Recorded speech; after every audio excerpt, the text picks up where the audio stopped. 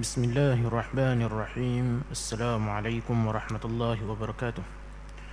الحمد لله نحمده ونستعينه ونستهديه ونستغفره ونعوذ بالله من شرور أنفسنا ومن سيئات أعمالنا. من يهده الله فلا مضل له ومن يضلله فلا هادي له.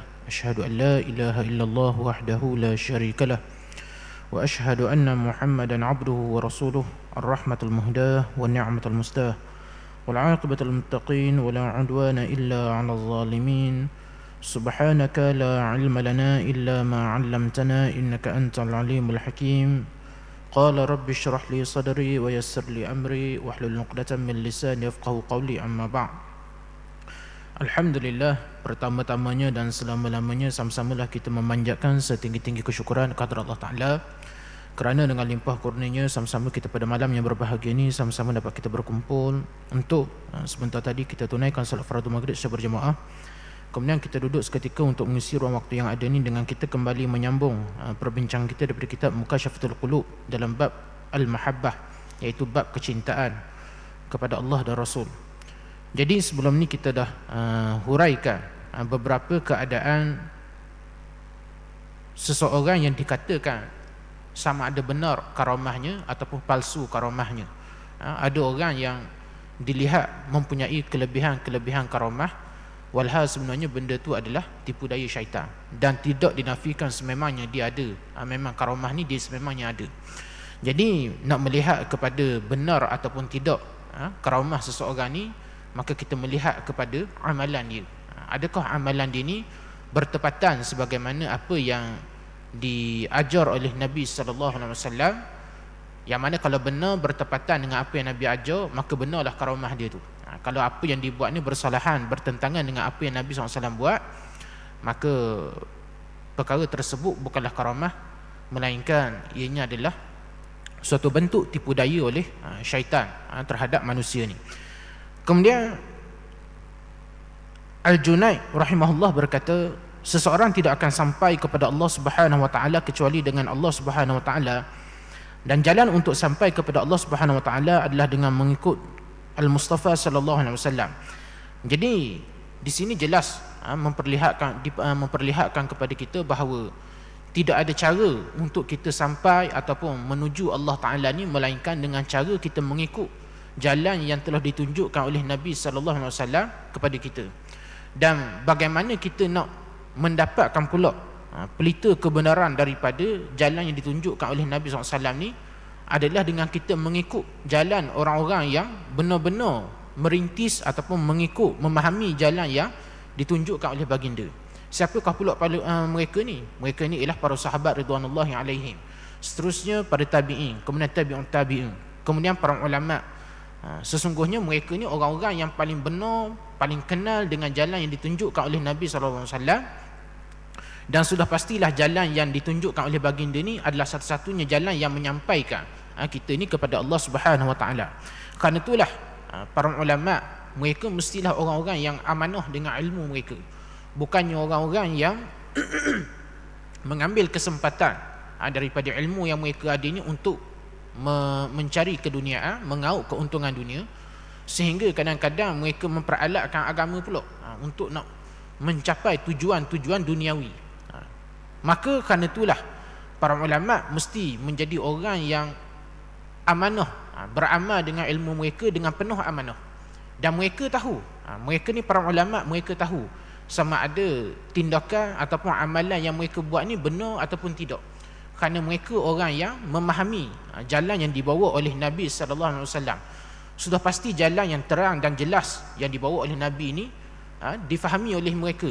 Kerana itu tuan-tuan, kita membaca sejarah bagaimana ada sebahagian para ulama yang menolak untuk berdampingan dengan kerajaan. Kerana apa? Kerana takut kalau mereka ni melakukan perkara yang tidak benar mengikut ilmu mereka. Tetapi di sana ada juga ulama yang bersama dengan kerajaan kerana mereka tahu kebaikan yang mereka dapat bukan kerana duniawi, tetapi kerana kebaikan agama yang dapat dipelihara melalui hubungan mereka dengan kerajaan. Contoh, kalau kita datangkan kisah Imam Abu Hanifah. Imam Abu Hanifah seorang yang pernah menolak jawatan hakim. Pernah menolak jawatan hakim. Pelik, sebab tuan-tuan biasanya orang kalau jawatan hakim ni, terutama kalau jawatan tersebut ialah qadil qudah. Qadil qudah ni suatu jawatan yang disebut sebagai ketua hakim. Ni jawatan yang tinggi. Nanti kita akan jelaskan apa keistimewaan qadil qudah ni. Al-Imam Abu Hanifah pernah ketika mana di zaman hayat dia, Gubernur di zaman dia iaitu Yazid bin Hubairah pernah bertemu dengan dia, menawarkan dia untuk nak melantik dia menjadi hakim. Kalau kita orang datang tawar jawatan hakim, kalau kita ni orang yang memang duduk dalam bidang tu lah, bidang kehakiman, bidang peguam apa semua ni, maknanya kalau orang tawarkan jawatan tersebut, memang kita tak cakap banyak dah. Mana borang nak sign, tu je kita. Tetapi Imam Abu Hanifah bila mana ditawarkan jawatan tersebut, maka dia menolak dengan pelbagai alasan. Sehingga bila mana Yazid bin Hubairah bertanya, kenapa? Apa sebab dia ni tak mahu terima jawatan? Kenapa dia tak mahu terima jawatan sebagai hakim ni?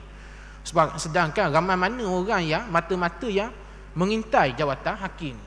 Tapi dia bila dah ditawarkan, dia tolak, dia tak mahu. Maka dia jawab, wahai Gubernur, dia kata, Tuan Gubernur, saya ni dia kata orang yang tak boleh dipercayai ketika mana dia tenang. Ketika mana saya tenang, saya tak boleh dipercayai. Macam mana pula saya ni boleh dipercayai ketika marah? Pasal apa disebut ketika marah? Tuan-tuan, antara perkara yang perlu ada pada seorang hakim ni ialah ketenangan. Dalam satu surat yang diutuskan oleh Umar Al-Khattab radhiyallahu anhu ketika mana dia menjadi khalifah, dan pada waktu tu dia nak melantik Abu Musa Al-Asy'ari ni untuk menjadi hakim. Lalu dia mengutuskan satu surat yang panjang, yang mana surat ni tuan-tuan telah banyak diambil manfaatnya oleh para hukamat, para hakim, para alim ulama seluruh dunia. Banyak nasihat-nasihat dan panduan dalam surat tersebut. Antara pesanan tersebut, antara salah satu pesanan dalam surat tersebut ialah Umar berpesan kepada Abu Musa Al-Asy'ari ni supaya jangan marah. Jangan marah. Kerana apa? Seorang hakim dia tidak boleh marah, dia kena tenang ketika mana dia membuat satu keputusan. Lalu Imam Abu Hanifah mengatakan, saya ni seorang yang tak boleh dipercayai ketika mana waktu tenang. Maka macam mana saya ni boleh dipercayai ketika mana waktu marah? Maka Yazid bin Hubairah bengang dengan jawapan Imam Abu Hanifah. Imam Abu Hanifah ni memang orang cerdik. Tuan-tuan nak cerita kehebatan Imam Abu Hanifah, terutama dalam bab berdebat. Tuan-tuan nak cerita hebat Imam Abu Hanifah ni kalau dia berdebat. Kalau dia kata ni tiang ni batu ke mah, tiang ni kalau kita tengok batu ke mah dalam masjid ni, batu lah tiang batu, tiang simen lah. Tapi kalau dia kata tiang ni mah, dia boleh berhujah sehingga orang terpaksa mengaku bahawa memang tiang tu mah, walaupun terang-terang tiang tu batu. Maknanya nak cerita bagaimana kepetahan, kehebatan hujah Imam Abu Hanifah ni. Lalu Yazid bin Hubairah yang bengang dengan jawatan yang bengang dengan jawapan Imam Abu Hanifah ni, dengan menganggap bahawa jawapan ni hanya sekadar nak melarikan diri daripada menjawab jawatan hakim. Lalu dia pun marah. Dia berkata kepada Imam Abu Hanifah, kamu bohong, kamu memang layak untuk jawatan ni. Jadi Imam Abu Hanifah tersenyum dan dia kata, tengok Tuan Gubernur sendiri dah kata saya ni sebagai seorang pembohong. Macam mana Tuan Gubernur boleh lantik seorang pembohong jadi hakim? Jadi Yazid bin Hubairah sedar, dia terperangkap dengan kata-kata dia. Akhirnya bengang punya pasal, dia pun penjarakan Imam Abu Hanifah. Pelik, ada orang rela, orang kata benda ni, masuk penjara sebab terima jawatan hakim. Dia ni rela masuk penjara, tak mahu terima jawatan hakim. Ni makna kita nak cerita suatu sisi adanya ulama yang berusaha memelihara diri dia daripada menerima sesuatu jawatan kerana ditakut hati dia terpengaruh dengan dunia tersebut. Tetapi tidak boleh pula kita katakan bahawa bila ulama bersama dengan kerajaan maka pasti dia akan jadi wasak. Tidak. Kerana di sana ada juga ulama yang bersama, walaupun bersama dengan kerajaan, tetapi dia dapat membuktikan, dia dapat melakukan kebaikan dan dia tidak terpengaruh dengan kerajaan. Antaranya ialah saingan Imam Abu Hanifah sendiri, iaitu Imam Malik rahimahullah ta'ala. Imam Malik rahimahullah ta'ala terkenal sebagai ulama yang bersama dengan kerajaan. Dan Imam Malik pernah menyebut, kalau tidak kerana dia bersama dengan kerajaan, nescaya mazhab dia akan terkubur.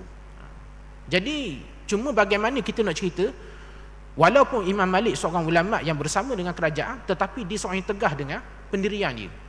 Pernah satu ketika di mana zaman Abbasiyah, kerajaan Abbasiyah, bila mana kerajaan Abbasiyah menetapkan orang yang berbai'ah kepada dia mesti, orang yang berbai'ah kepada kerajaan mestilah salah satu syarat bai'ah tersebut, kalau mereka langgar bai'ah, isteri mereka tercerai talak 3.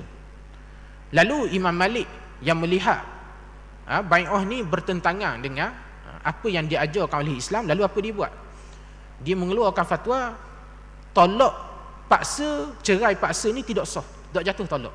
Jadi bila mana kerajaan melihat seakan-akan Imam Malik ni, fatwa Imam Malik ni mencabar kerajaan, mencabar keputusan kerajaan, lalu Imam Malik ditangkap, disebat dan dirotan, dipiak dengan cemeti. Dan diceritakan tuan-tuan, kuat tak kuat libasan cemeti tu sampai sendi siku Imam Malik tercabut. Ni nak cerita kata keteguhan Imam Malik. Walaupun dia bersama dengan kerajaan, tidak bermaksud dia akan bersetuju dengan semua sekali apa yang kerajaan putuskan. Jadi di situ kita nak nyatakan tuan-tuan, pentingnya para ulama ni mereka bersama dengan kerajaan, kerana mereka ni yang akan membantu kerajaan dalam haluan beragama. Dan di sana anak murid Imam Abu Hanifah sendiri, iaitu Imam Abu Yusuf, ataupun juga disebut masyhur nama dia ni sebagai Qadhi Abu Yusuf. Kalau kita baca dalam kitab-kitab, masyhur beliau ni sebagai Qadhi Abu Yusuf. Kenapa masyhur dengan nama gelarang Qadhi ni? Kerana dia ni Qadhil Qudah. Dia ni pernah menjawab jawatan ketua hakim. Dengan menjawab jawatan ketua hakim ni tuan-tuan, berbeza situasi kalau orang